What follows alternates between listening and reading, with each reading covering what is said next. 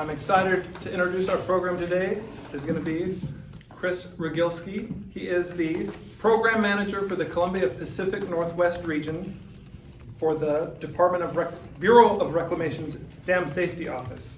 He's traveled from Boise to join us today, and he's responsible for dam safety issues at our region's 57 high-risk or high-hazard dams. He's a licensed civil and geotechnical engineer. So please join me in giving a warm Rotary welcome to Chris Regilski. So again, I'm Chris Regilski. I'm the Dam Safety Program Manager for this region. That's such a funny I title. know. How often do you get that? It's like a Lots of song. jokes, lots of jokes. So the objective of this was just to kind of describe the overview of the program, so you can kind of understand what we're doing at Scoggins Dam. So basically, Bureau of Reclamation formed in 1902.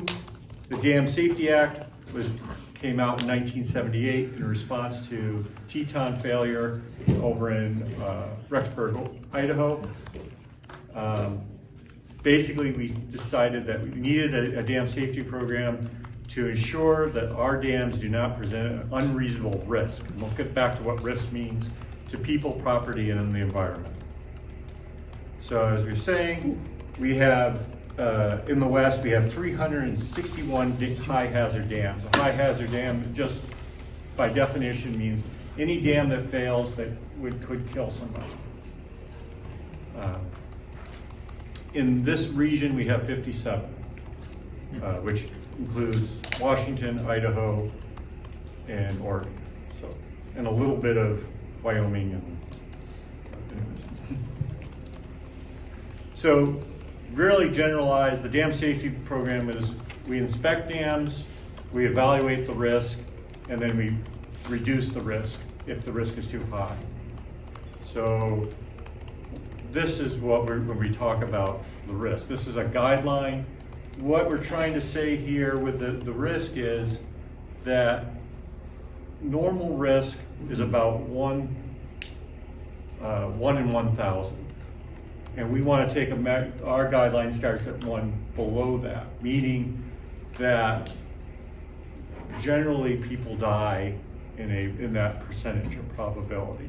And so we want to be below that, as a magnitude below that, so that it's less, it doesn't increase your risk. And then we realize that there's a societal curve to that, you know, if a lot of people died in one event, even though it was under that rate, that still would not be acceptable. And that's why you see that line going out to 1 to the minus e to the 6th. So that's kind of where we developed this. It's based on the atomic energy for their plants, and that was how it was developed. And so that's how we look at risk for all of our dams.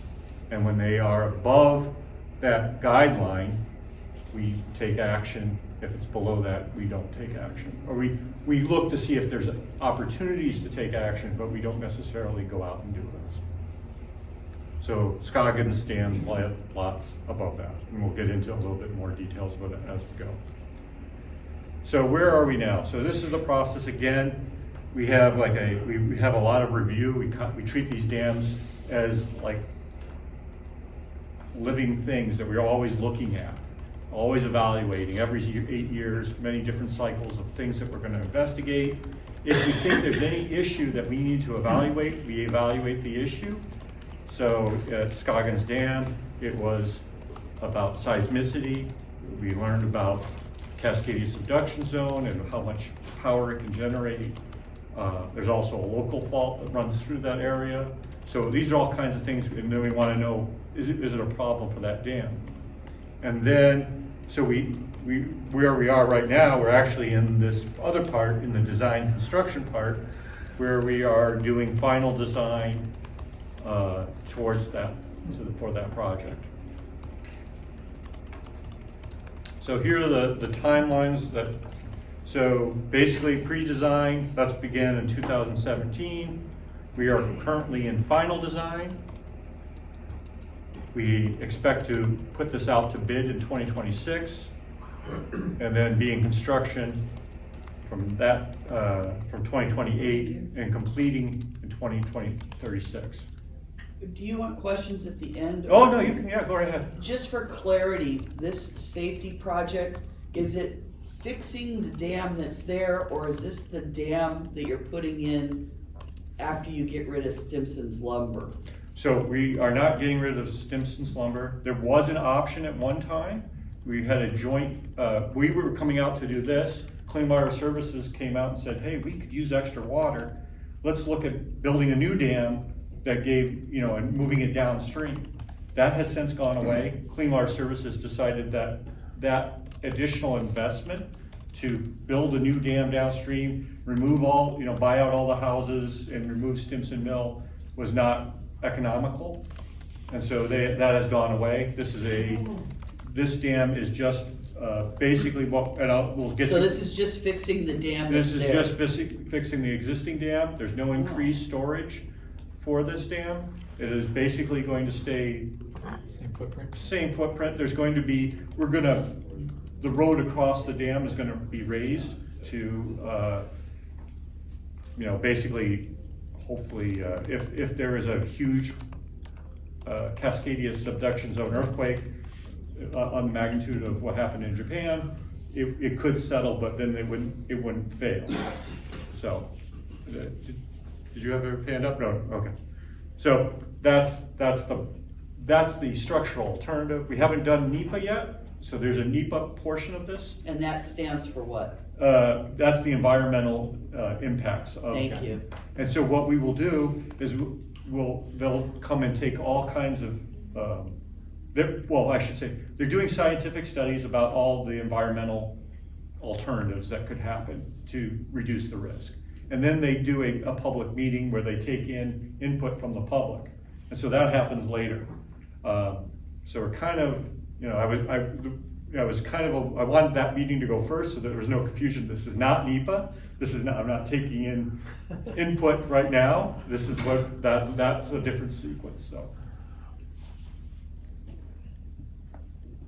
So again, this will come in a little bit later, but so the main purpose of Scoggins Dam is irrigation, but it also does water supply, has a real major component of flood risk.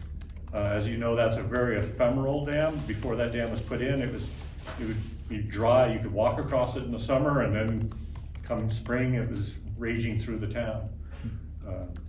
If you call that, I guess, I don't know, some people will call that a town, I guess. And then obviously, once we put it in, recreation, fish and wildlife, water quality. This dam is owned and operated, is owned by the Bureau of Reclamation, is operated by Tualatin Irrigation District for us. So it's we pay them to maintain it, as opposed to, which sometimes some of these irrigation districts have that maintenance and they pay it themselves, but that's not how that works. So it's kind of really operated by us through them. It's a little bit unique in that way. So basically, this dam was an act of Congress, 1966. Locals in the area said they wanted, several things, but one of them was major, was protection from floods. That was one of the really big things, and then the benefit of having that water. And so that's what this was. This project probably began. It impounds. What was it I want to say? I'll get to that slide a little bit later. But basically, it irrigates 17,000 acres of properties down here. It provides 14,000 acre feet of water for municipal uses and industrial. So it's a pretty big generator of water in this area for that purposes, especially for some of the, as my understanding it, the plantings of little trees, I guess, is one of the big kind of purposes that it's being used for. So what happened here? So basically in the 2000s, we started, talking about the Cascadia subduction zone, how big of this earthquake is, how, we had never seen it happen. On so many of the other faults that we have, they have occurred and we've seen and we have justification. The only justification we've seen is, basically was that in Japan, somebody wrote about a tsunami that happened about 356 years ago. And then Professor Goldfinger at Oregon State started doing some studies where he was like, I can see that there was something happening here from that time point. And so it's a very unusual one that we don't have a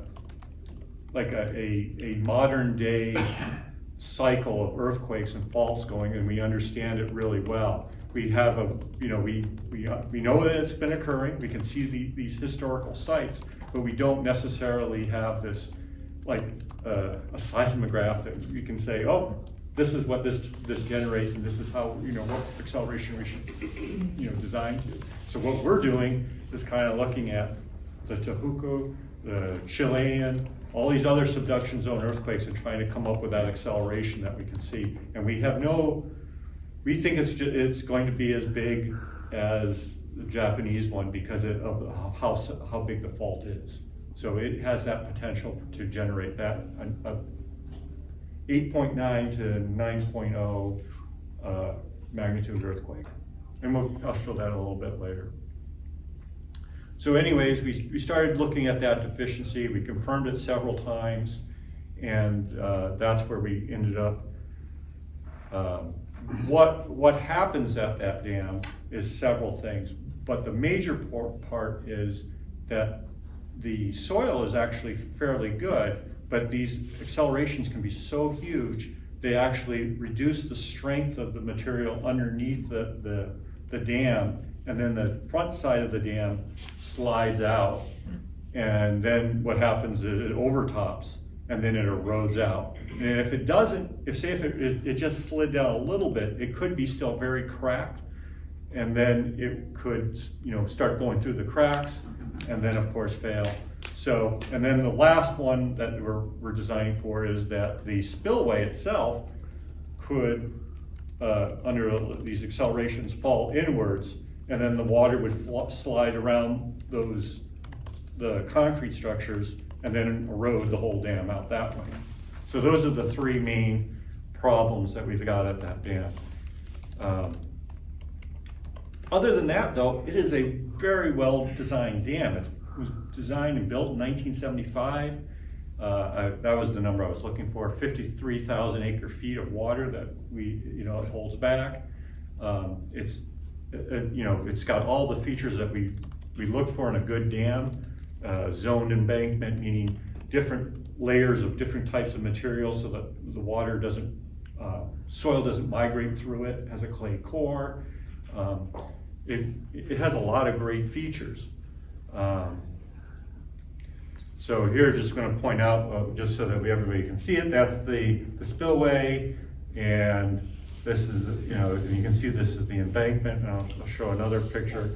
What I was trying to show here is that this is the zone, the different zones of material that we have for the dam. As you can see, this blue right here, this blue right down here is the natural material that was left. So what they did was they dug down, had to cut off walls, and then they left some of this material underneath the shells. Common design for most dams is to leave the shells don't have to. Well, what happens is, especially on the downstream side of the dam, that material settles, then you can imagine a curve sliding out, and then the whole thing settles a little bit and the water goes over the top of it. Likewise, as I was talking about, here's the spillway collapses in, then the water can go down through there and erode out the dam. So, these are the studies that we did, kind of went over them a little bit, but these are this is a major investment. We think that, you know, it's hard to predict what the cost of something will be in 2027. But, you know, with gas prices and material and concrete costs, but we give a range anywhere between, say, 750 million to 1.5 million, somewhere in that range it could be. And so we take a lot of time to look at all these things. And then I said, as I was saying, that you can see here with Clean Water Services, they jumped in and said, hey, maybe we could build something together and get additional water. And then they had a change at the CEO level, and then it was like, no, that's not what we want to do. We're going to go a different route. So now we're basically, it's just a reclamation facility only at the existing dam. And just jump right to, so these are this is the Cascadia subduction zone. Again, has lots of different faulting problems that it could have. It could have interface where the faults can break in the crust along this area. They have inner slabs where the dam, even if the fractures can happen away from the fault itself, they can because of the stress it's under.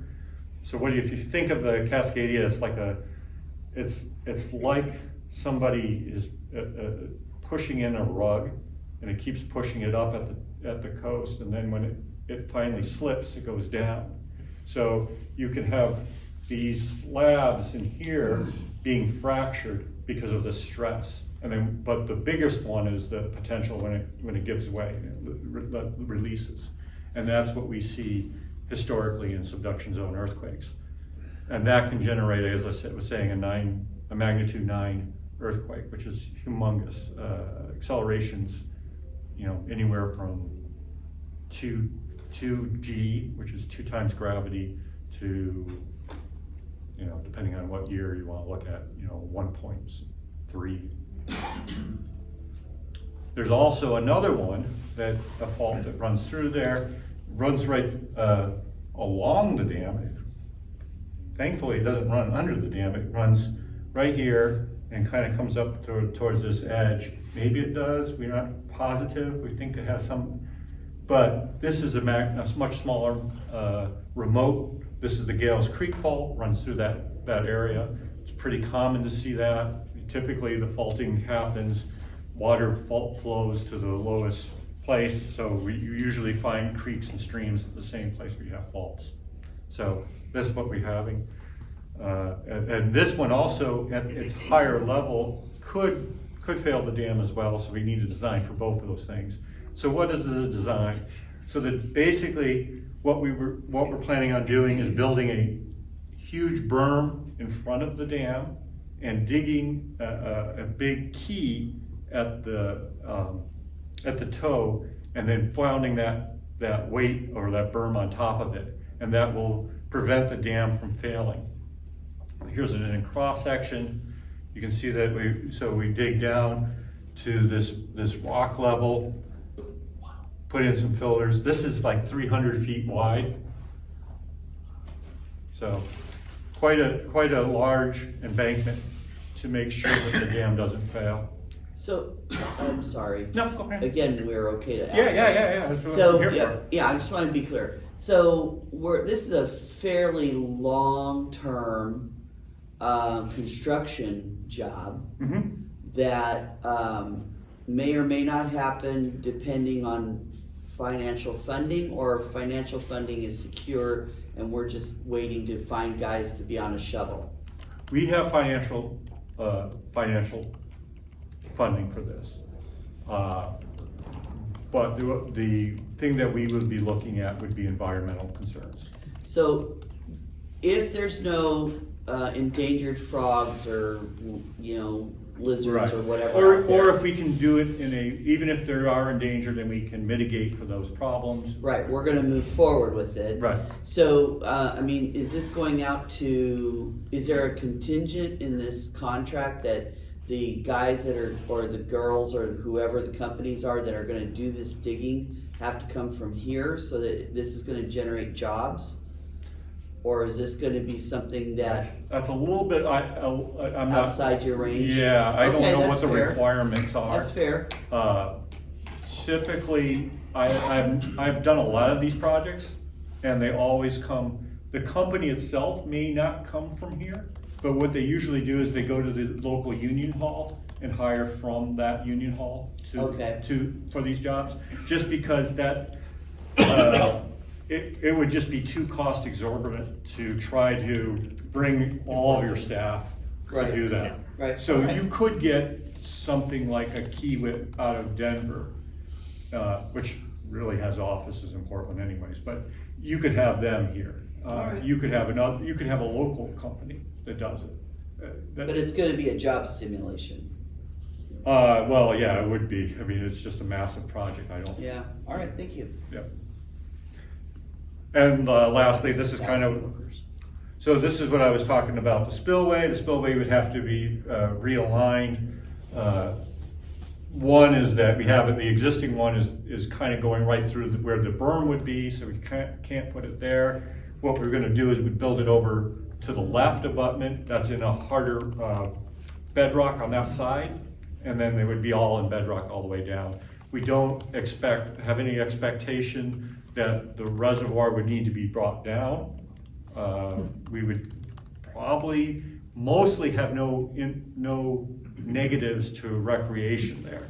There could be, some times where we'd have trucks hauling material and say, okay, we gotta have, have some time to move stuff in so that we don't have, but, or we might have certain things about going around a certain way, but, yeah.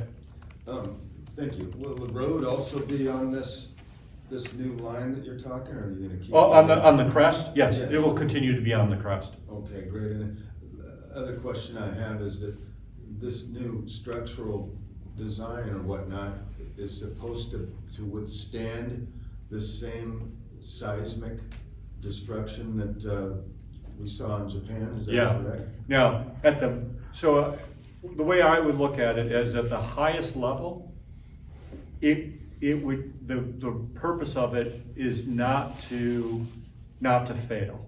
So at a that's almost 2G times gravity going sideways.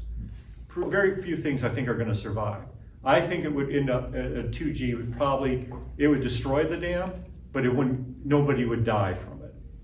So it would be all messed up, it wouldn't be looking really very nice, and we would probably still have to come in and do something about it. But it wouldn't, the purpose of that at that high level would not be. At a lower level, I would anticipate that it would ride out that accelerations fine. Thank you.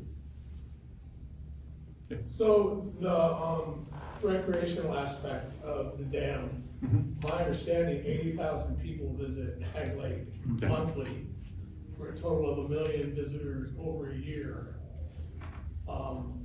Is that gonna be, how will that rank? Because that confirms to a lot of dollars to Yeah. Forest Grove banks, gas Yep. in terms of. Yeah.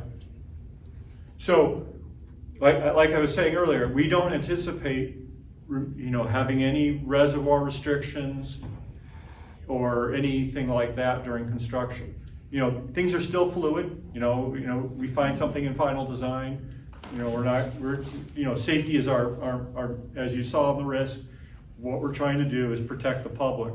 And so if we need to do a reservoir restriction we think something's just too high risk during a certain aspect of construction and we want to get there, that's what we'll do. But, like I say, that's not anticipated right now.